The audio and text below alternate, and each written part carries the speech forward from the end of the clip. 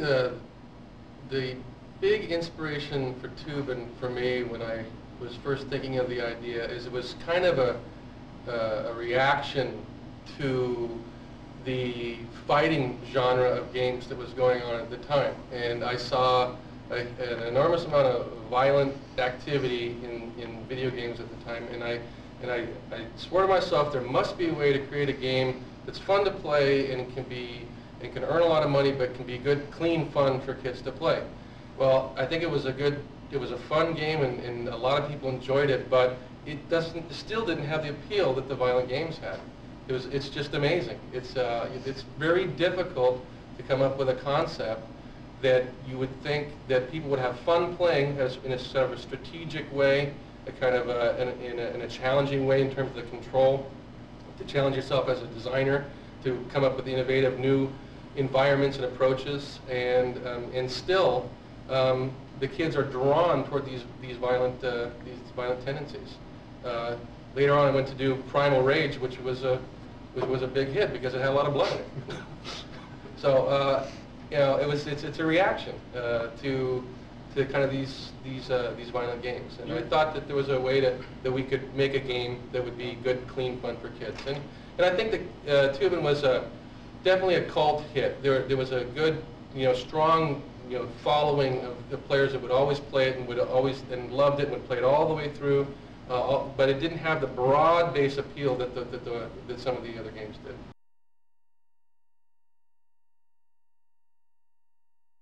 We built a tile editor, and we had pieces of river, of rapids, of shoreline, and the designer would sit and click through tiles one at a time and basically lay them down right in the system and build himself a level and connect all the pieces. Kind of like magic squares, and you put it all together, and all of a sudden you have a level.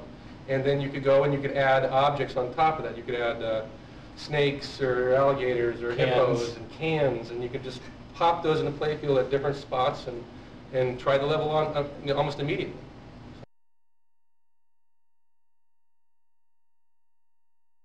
If you go through and you destroy each individual piece of brush or thorns that are out there in the water, eventually what will pop up is one of the letters of TOOBIN will come out and it will float around. You can go and collect it. And so at the end of the game, you try to spell out TOOBIN in letters, sort of as it's kind of a game on top of a game. It's not necessary to do that, but it's. What was the reward for that? Is there any? Well, no, yeah, it came out and spelled it out for you. And you got a lot of money, you got a lot of points.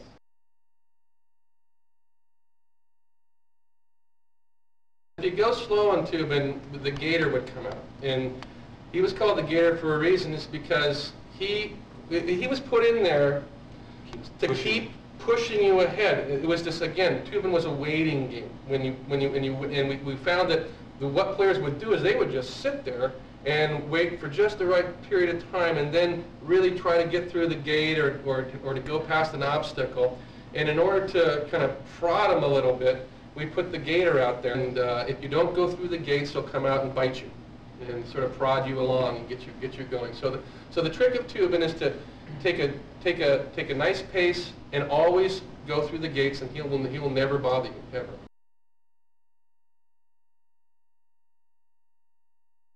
One of the novel things about TOOBIN is we did have a pretty decent current map, and depending on the animation of the water would actually pull you down at different rates depending upon the graphic that we were displaying underneath the character at the time too. And I don't think that kind of thing had been done previously, especially not with water, at least. But there's always been this aspect that you have a game and you have a player and you have a play field and you have obstacles or enemies in the play field, but the play field itself doesn't really interact with you. It sort of sits there.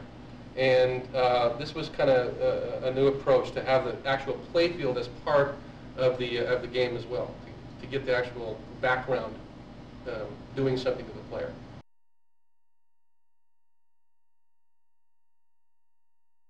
It was the incredible J11 chip.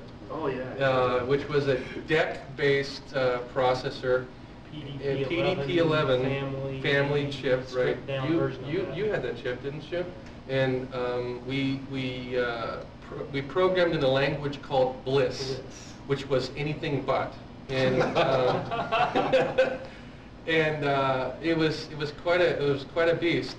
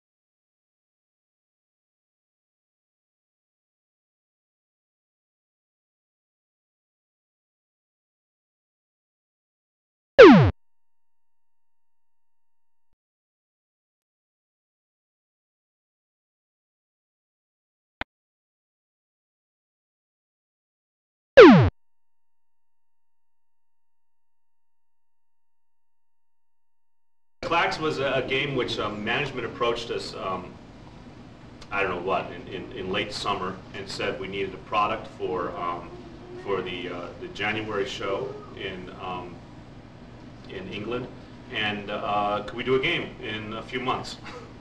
And so, you know, of course I said yes, and then we had to go figure out what we were going to do in 4 months. And At that time, Tetris had been popular.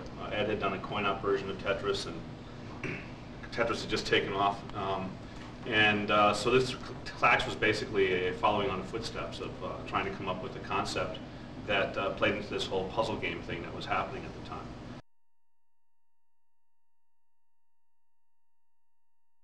I started drawing just on the paint system I had at work. I started drawing just little shapes of abstract pictures that looked like puzzle games, not without any kind of restrictions on what they should do or anything. And after, I don't know what, a week or two of this. Right, he'd hang it, the ones that he liked, he'd print out and hang up on his wall. So we had all these things that looked like games, a lot of simple primary shapes and a lot of very colorful things, and that was the inspiration. And then eventually one day, I don't know why, but I came up with, well, I'm thinking about these shapes coming down, and you have to sort them and put them in piles and match colors, very much like Tetris. And I don't know, it kind of came from an idea too of, remember that Lucy show where she has to make pies and they have to hurry up, and so you had to do these operations to get this thing finished. And so it was kind of like that, and I described it to Dave. I said, I picture, I don't know, I think we just picked 5 columns for some reason. I pictured 5 different columns of stuff coming down, and then you have a paddle and you collect it, and then you could move this paddle back and forth and plop it in the pile. And then when you had 3 or more of a kind, it would go away. And you could do verticals and diagonals and horizontal lines. And That's the game. that was the game. And Dave went home on the weekend, I think on the Amiga, right? Right. And over the weekend, he did a real crude-looking just blocks and colored things. And I remember went back, there was only one Amiga here at the time, was in the video lab, and he loaded up in the video lab. And we were able to play it after. I got a prototype going on the weekend in Amiga Basic, and we played it and we refined it a bit. And then Mark we had some 3D system that Mark used to generate the graphics of the tiles tumbling down, and so he generated a bunch of graphics, and then he went on vacation for about 3 weeks. And when he came back, I had got the game up and running on an escape hardware system, and people were lining up in the lab to play it.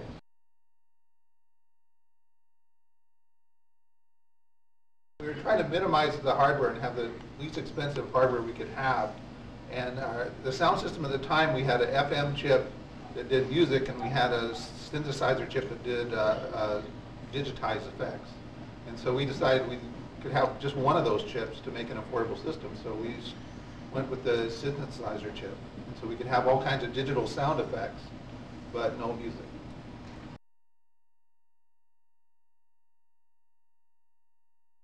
People would work out patterns on paper, elaborate chain reactions and sub-chain reactions, and then they would patiently play the game and arrange all the tiles in that pattern and make it happen.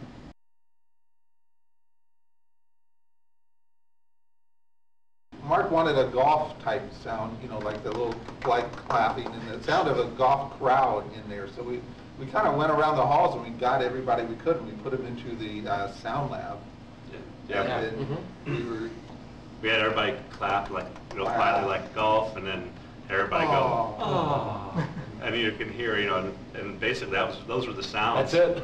And then I did the scream, that scream, and then there was, I mean, everything was very simple and quick, and you know, there was not really, it was really. We didn't pay for a lot of expensive voice talent. No.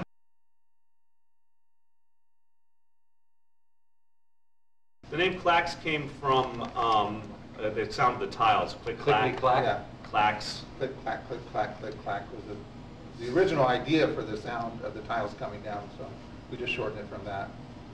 It was funny when the game went to Japan, they were concerned at the time because the drug thing was just happening, and something called crack had just come out. And they were real confused when we sent them this game called KLAX because they were concerned that it was crack that we were saying. So that little interesting anecdote there, marketing problem they had. And so we had to make sure we definitely said, you know, winners don't do drugs or something in there for the Japanese market. It was. Is this the same people that brought us Pokemon? Yes, Pokemon. There's cracks.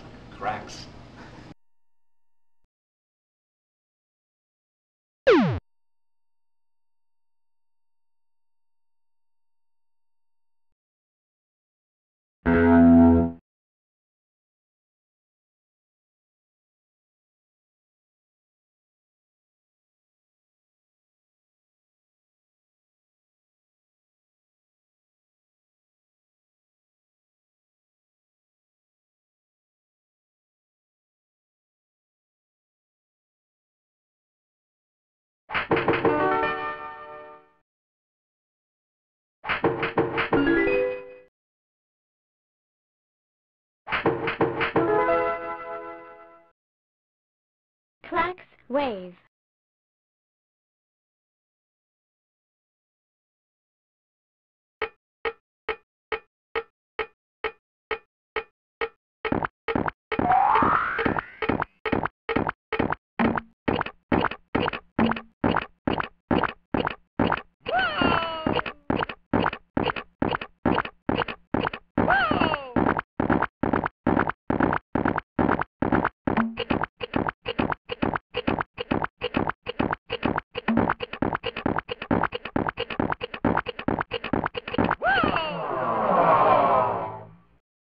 KLAX wave.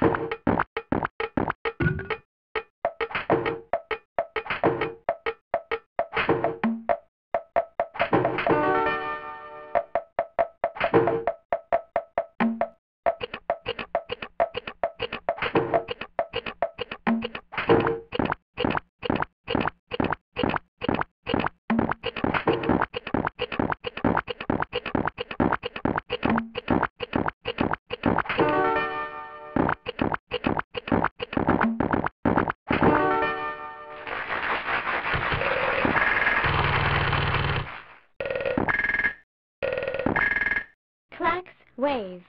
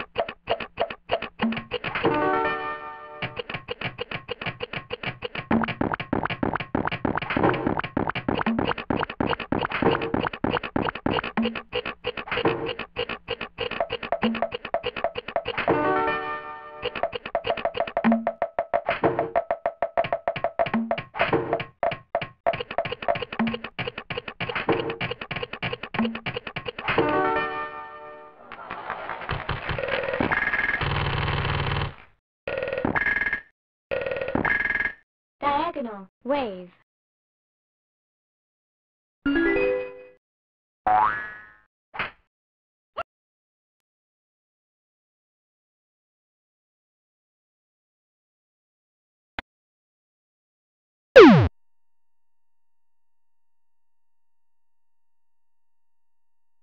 Rob Rowe had worked with the 720 team, John Solowitz and Dave Ralston, those guys, to set up a skateboard half-pipe ramp in the back here. Full scale. One of the better ones I've ever seen. 10 foot of radius, I can build it. Yeah, you working on it 10 too? foot radius with like 2 to 3 feet of straight vertical at the top drop. And they did that, and they had some of the best skateboarders in the area at the time. We had not only the best skateboarders in the area, we had the best boarders in the world. Yeah. And we would they'd be there video playing around, we'd videotape them, and the purpose was, you know, kind of like Walt Disney filmed deers for Bambi. We had to film these skateboarders to understand skateboarding moves, and Will Noble, who was a fantastic animator, worked on that, and did a great job of capturing all of that. But we had a whole skateboarding ramp set up, and it became kind of like a party area, and it was really, that's right when I first started working here, and it was just incredible. You come to this place, you make video games, in the back there's a skateboarding ramp. I mean, it was beautiful.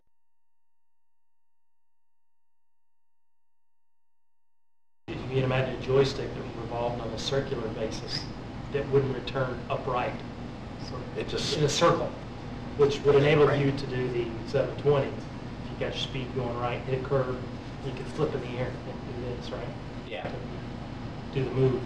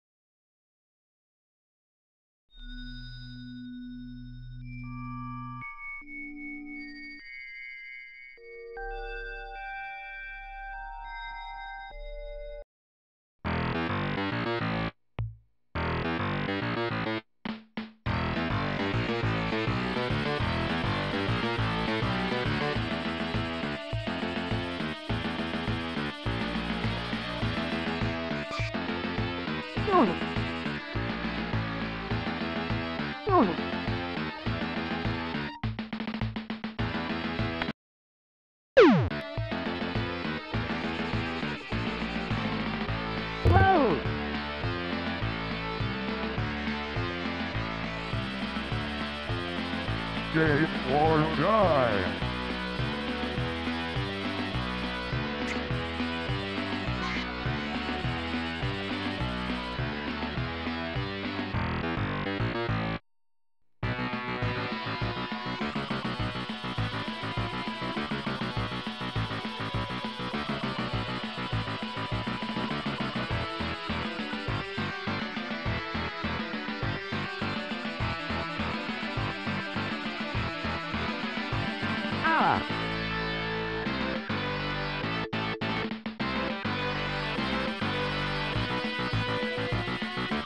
Game or die.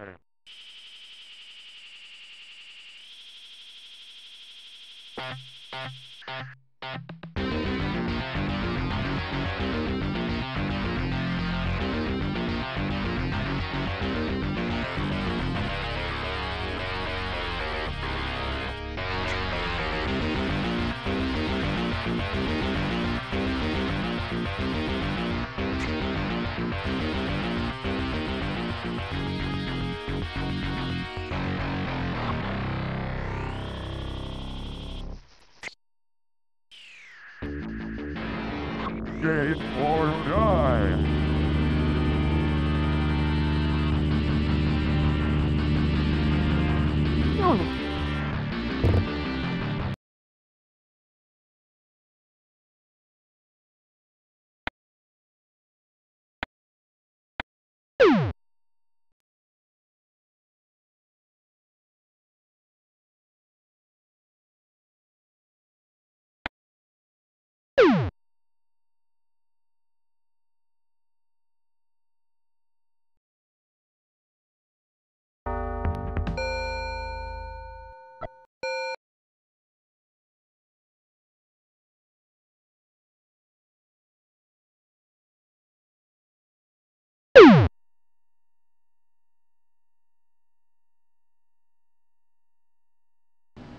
The reason why we made it a 3-player game was simply we had 4 characters in the game, 4 cars, 4 drones, so to speak. If one player played the game by himself, obviously that was a shoot-in. You could have 3 computer-controlled cars, and that's how you could control the pace of the race through those drones, as we call them. 2 players was fine, even 3 players was fine. You always had that 4th player or 4th character to control the pace of the game. But we had a dilemma. And we were in a game design meeting with the management. If 4 players were playing the game, how in the world were we going to pace the game? We had no computer drone at that point. Cause We had no, you didn't have a clock running down. We had no clock, and so then we had, yeah, sorry. And the other thing was trying to come up with a cabinet where you had the ability to, the key with sprints were the fact that you'd learn the angle of the approach and you'd speed of your car and you'd throw the wheel so that you'd slide around. And that was what sprint was all about. So trying to get 4 players with enough room with the steering wheel so they could all view one monitor was And then they'd all be like Ripped. spinning wheels, Right. smacking each other. which was really tough. So it was like, okay, 3 players is really good still. It's way more than 1. The real reason, yeah, when it finally was decided to be a 3-player game was simply because we had no way of knowing from a game design standpoint how to pace a 4-player game because there wasn't a clock in the game. And so magically we just said, oh, don't make it a 4-player game, make it a 3-player game. We have the 4th drum. So Here's our clock. Why didn't you put a clock in? Well, we talked about it, and we didn't want to. That would change the whole game design. We wanted the coin drop to be governed by pure competitiveness, racing against other players. If you win the race, you continue on without paying. If you lose the race, you pay. And so that was, it just followed on the coattails of the success of Gauntlet, being multiplayer. A lot of discussion given to coin drop and how we can maximize that in the game.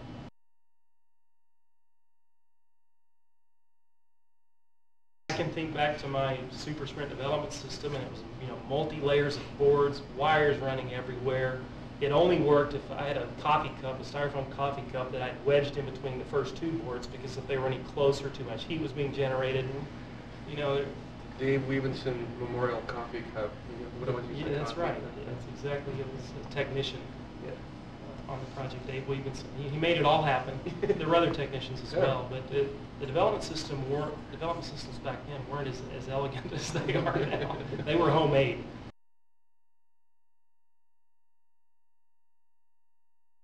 In Super Sprint, we tried to add a little bit of perspective to the tracks over and above what had been done previously on the top-down views, and that is some of the turns on the tracks were banked.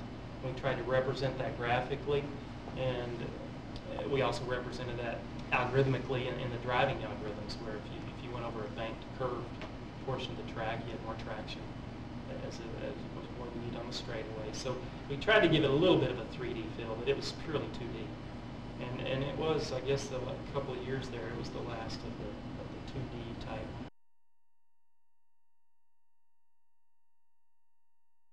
There was nothing realistic about the driving algorithm in Super Sprint, but that's what made it fun and challenging is the older game, Sprint from the late 70s, used elements of the free spinning wheel as opposed to one that locks.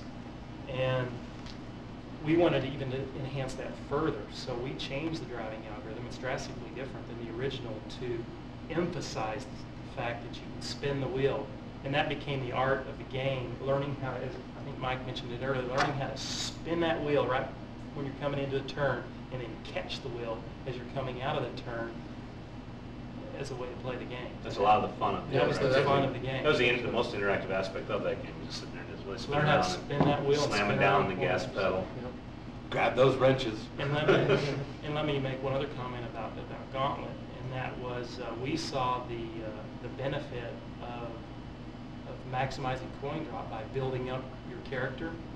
And so well into the project, we had decided to assign different attributes to the cars, being more traction, more acceleration, higher top speed. We took all of those attributes and made them a feature in the game. And that wasn't an original part of the design to do that. We didn't have in our original document to build up your car over time. And so we introduced that into the game during the development. And that was a big part of the gameplay, the fact that in the arcades, kids could begin to play the game and begin to lose and start adding money, but over time, after they put in $2 or $3, they start to enhance the features of their car, which made them want to stay on the game even further, because they didn't want to walk away from their car, because there were 5 levels of each of these car features, 5 levels of acceleration, 5 levels of traction, 5 levels of higher top speed. And so people wanted to stay on the game so they wouldn't lose their car.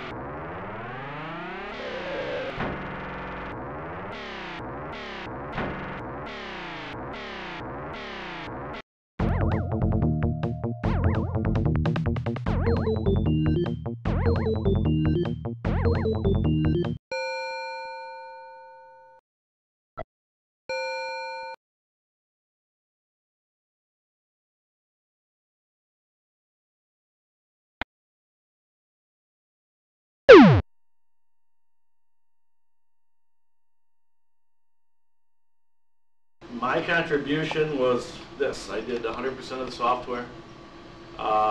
Brian and Sharon came up with the original idea of Rampage as far as it's like, what can we do as far as scrolling a background, using background animation as abilities. They came up with the original idea, and then we got together on stuff, and we went from a 2-player monster breaking up the world to 3. It was, a lot of it was to do with, we were going to make you the biggest, baddest character on the screen and have all the good guys being the little people that you were destroying. It was a game of letting you do the destruction. And you be the bad guy for a change. You be the bad guy and have fun at it. Rampage was inspired, oddly enough, not by the subject matter as much as it was by a limitation of the hardware. Valley sent us to a trade show. We got to see what was going on out in the industry, and some nifty things were happening out there. And one of the things myself and one of the other artists, Sharon Perry, centered on was, look at all this background scrolling, background animation, because the video games, sprite-based games were, at that time, just a foreground sprite, what's called a sprite element, and then the background. And our games didn't have any background animation, so we went back and say, hey, can't we do this? And we were told, no, we can't do this. So we went into a room. Well, first we said, why can't we? Well, our background is based on block boundaries. Everything's in rectangles, so we can't move that stuff, and we can't move big portions of it. We only had a limited amount of art, so the limitations, we went into a room and said, okay, what can we do that is moving in rectangles? And in the same conversation, in 5 minutes, a building smashing into itself is moving a small area of the screen in a rectangular form, and that actually said, okay, then it's monsters. It's, knocking down a city. This is going to be a riot.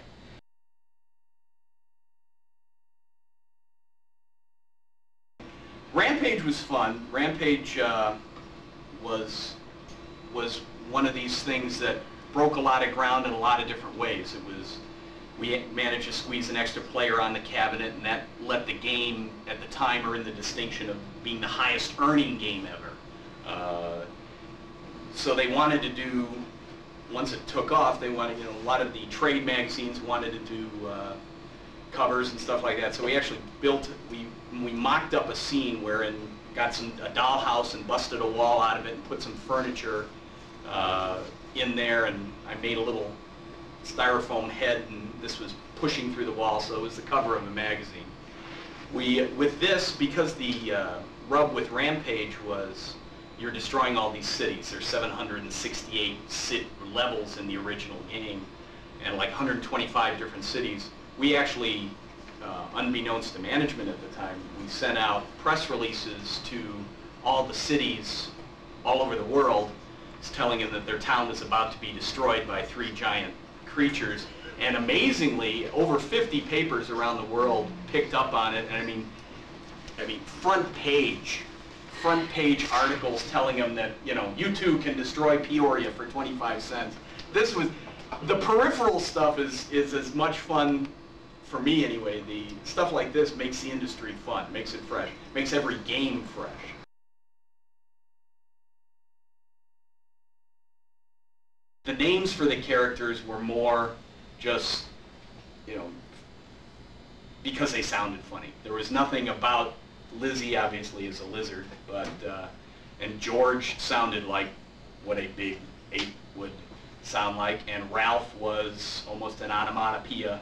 Is that right?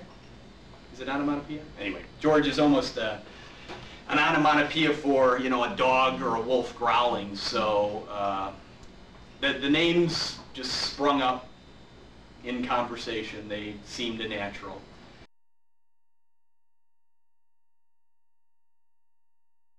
You've got a certain amount of time to do a game. We've got to be done with this in so long.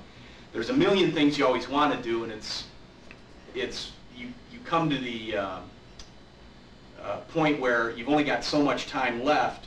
So the feedback becomes real important. If people see that, yeah, I can punch this subway train and it goes back the other way, somebody stumbles onto the fact that, well, if you let me punch it again instead of destroying it, we've got a game within a game here. So it's accidental.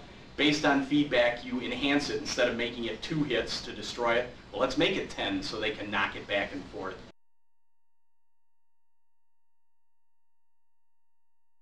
Once the monsters shrunk, obviously they weren't wearing clothes when they were monsters. They'd have to be nude down there. So I did a little nude picture of men and women covering their private parts, such as they were. And actually, we had a fair amount of backlash over that. Here we've got something with that, you know, her hips are only 3 pixels wide, so I defy you to point anything out if you could find it, but we actually got some, you can't do that.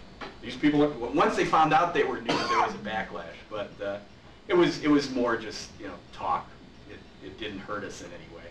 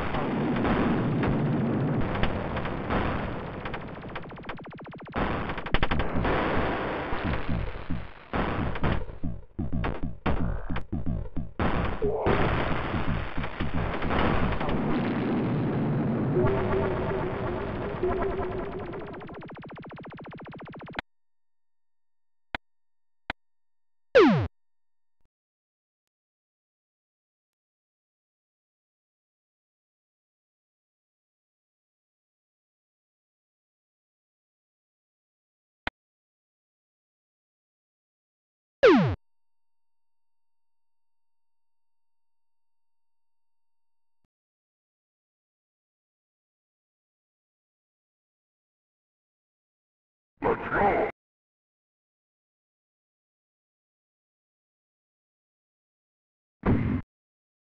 No!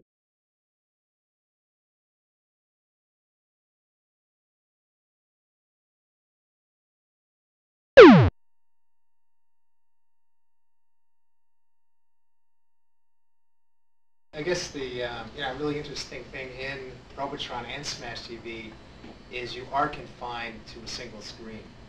And really in Robotron it was the easy thing to do with the technology at the time, and it turned out kind of interesting. In Smash TV we actually chose that, the dynamic there, because the cool thing of that dynamic is it's a confinement.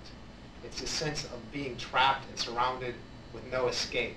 And that was kind of really the cool thing in Smash TV is you're sitting seeing there, your whole world. You see everything out there that you have to kill, and then they're just converging on you from all sides, and you just have this feeling of entrapment and this collapse upon you, and you have to somehow flee, work with the flow, somehow just blast your way through this mass and get out, and that dynamic, is really a lot of fun, and once if you opened it up and allowed the game to scroll in any direction, if you allowed, a bigger play field, then it becomes, you kind of lose that dynamic, because you can always just keep running.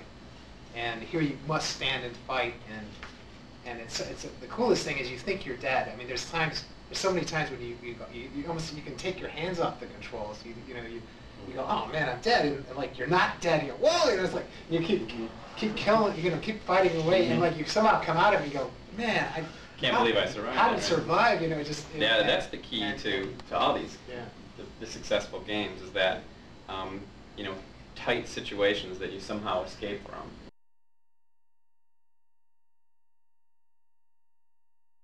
Back in those days, if you'd finish a game, like the Atari VCS games, if you finished the game, well, you'd stop playing it.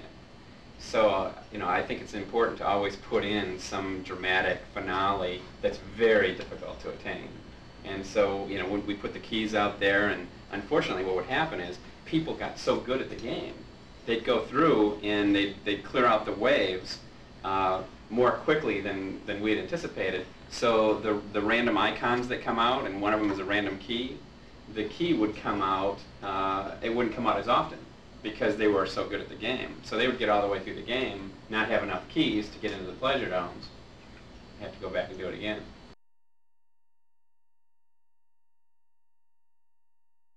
If you look at the Robotron and the Smash TV style of games, if you look at the amount of enemies that you deal with on a per second basis, how many kills per second, I don't think it's ever been exceeded or even come close to by any other game. Right. The amount of carnage. action, amount of amount pure of carnage and action that you have to deal with, and it's amazing how you really have to have this mindset of, you kind of have this global strategy of, don't get too near the wall, don't get trapped in the corner. Right. But then you always have to have this free, you have to be always kind of free in your mind to kind of take what the game gives you. Mm-hmm. You can't have like a predetermined course and say, okay, I'm going to go over here and It's get different this. every time. Yeah. It's different every time. Things appear randomly. I remember complaining to the sound guy, the sound person on the game, that I couldn't hear, this guy exploding over in the corner, Mutoid Man, not Mutoid Man, Mr. Shrapnel. Yeah. And he like threw up his arms. He said, are you crazy? You're throwing off 30 explosions a second. It's like, how do you expect to hear Mr. Shrapnel explode when, you're shooting 10 bullets a second and there's all these explosions happening, and there's gunfire, bah, bah, bah, bah, and he's right. I mean, you sit back and listen to the game, it's like, wow, it is nonstop explosions.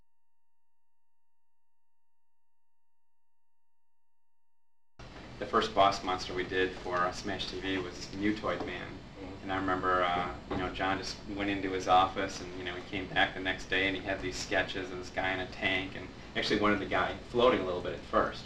Yeah. Wanted him kind of flying around, and I was fearful of how I'd make a big thing float and fly around. So I said, well, what about tank tread, Right. And so that's kind of how we got into the business with Smash TV.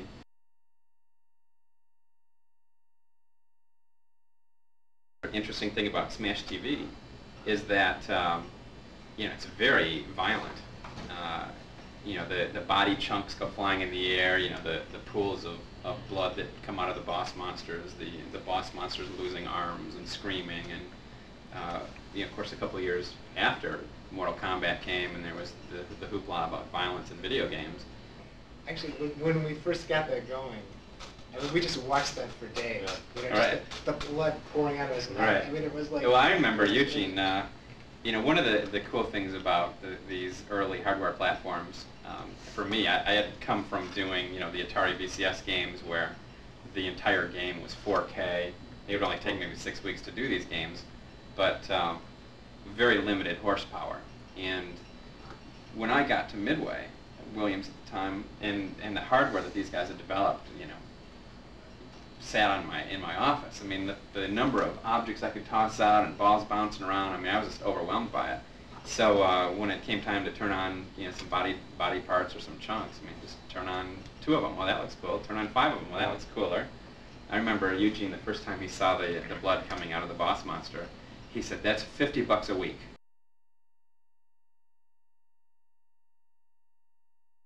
My favorite gratuitous piece of violence in Smash TV is the eyeball. Oh yeah. When you step on that landmine, this incredibly, it's a total 3D rotation, coming in your face animation of an eyeball. Yeah, sometimes more than one. Yeah, sometimes more than one. And John, I still can't believe it, but John drew that by hand, pixel by pixel, from his head. Nothing was rendered. Nothing was, and it's growing in 3D, coming at your face. I mean, it's a total 3D effect.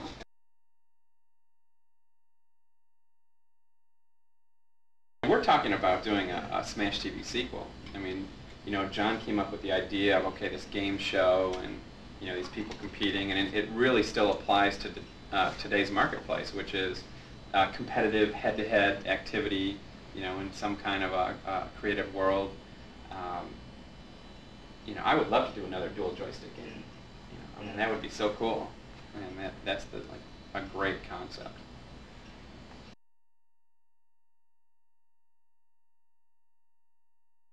Actually, there weren't a lot of waves.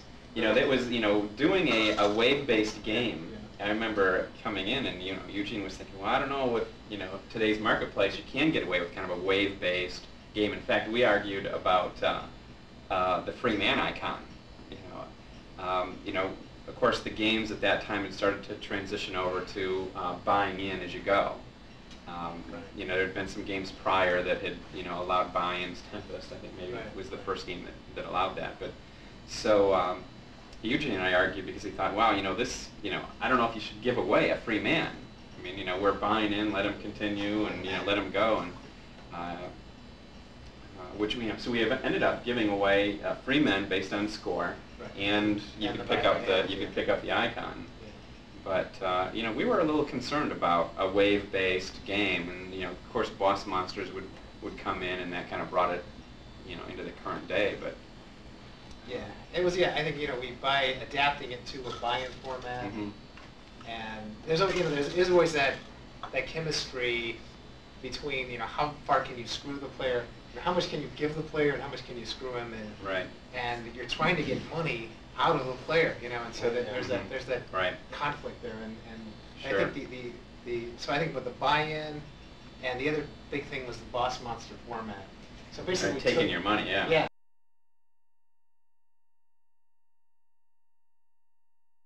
I could do Smash TV from start to finish on 1 quarter. Which wasn't easy. I mean, to go through that game on just one start without any continues. I mean, you have to really be playing right, especially on the snakes. I mean, the snake boss monster was the last boss monster to go into the game, And I mean, it's difficult. I mean, you have to lob the bombs at the heads, and keep shooting them, and they're coming down, they're dropping stuff on you. So that's the toughest part of the game. But I don't know. Good play mechanics can live forever.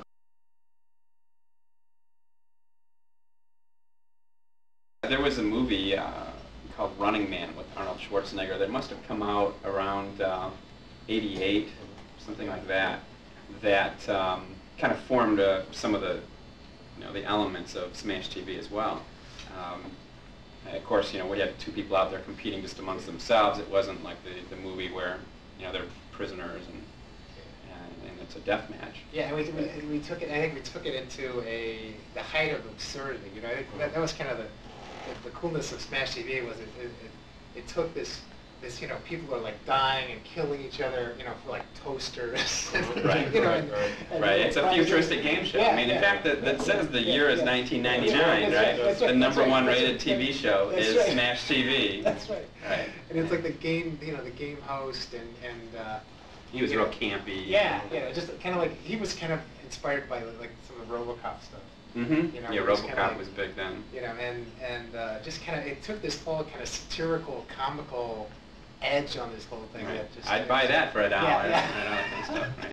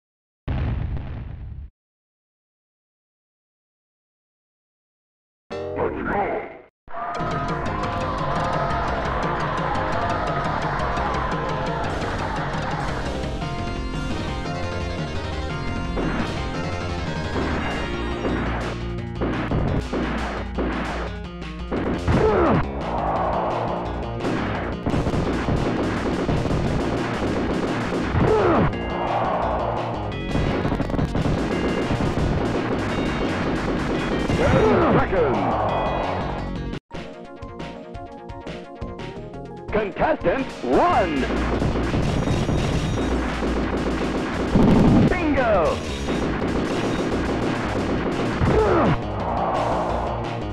Yeah!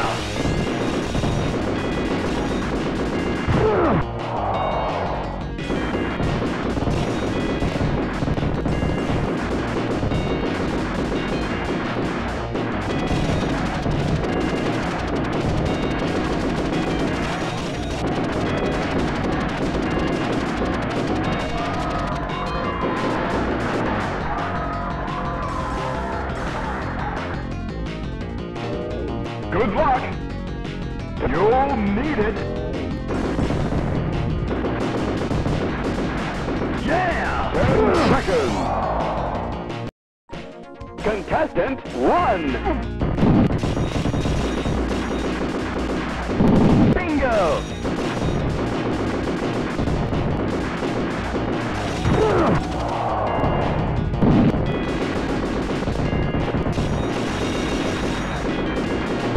Bingo! Yeah! 10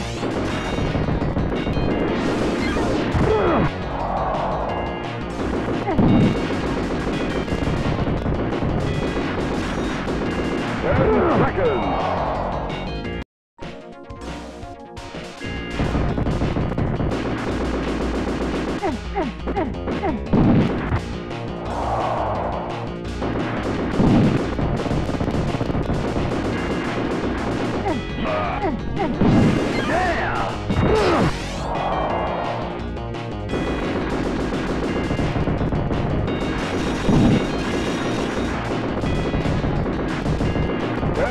Seconds.